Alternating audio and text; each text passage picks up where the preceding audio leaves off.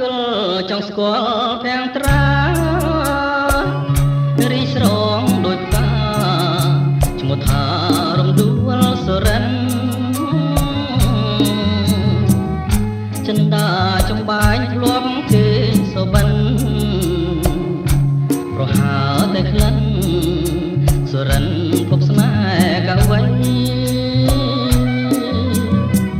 អារម្មណ៍លួងលងឆ្លងនឹងសម្រស់សពភ័ណ្ឌសំផងតស្រងគួរឲ្យបែតទេដោយផ្កាក្រពុំកំពុងពេញវ័យនៅក្នុងលោកីរកស្រីមកផ្ទឹមពុំបាន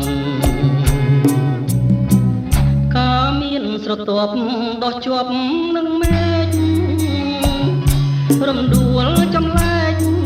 ក៏ផ្លែក្រអូបរកគ្មានណារំដួលសុរិនល្អហួងក្តីស្មានប្រសិនបែបបាន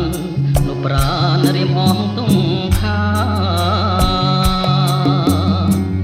រៀមកេងមកមើលបង្ហើចិនស្មោះជានាងរៀមរួងក៏ព្រួងរសជាតិបូផារំដួលសុរិនសូមទានមេត្តាជួយប្រងសង្ខាចិន្តាដែលបងប្រឹងស្ម័គ្រ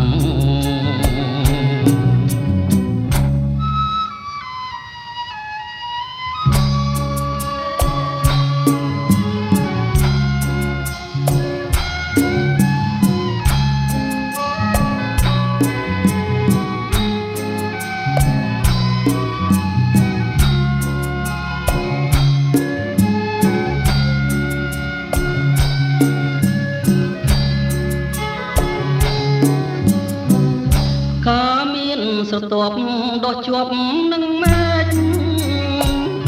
រំដួលចម្លែកក៏ផ្លែក្រអូបរកគ្មានណារំដួលសុរិនល្អហួងក្តីស្មានប្រសិនបែបបាននោះប្រាណរៀមអងទុំខារៀមកេងមកមើលបង្ហើចិនស្មោះជាតិនាងរៀមរួងក៏ព្រួងរសជាតិបូផារំដួលសុរិនសូមទានមេត្តាជួយប្រ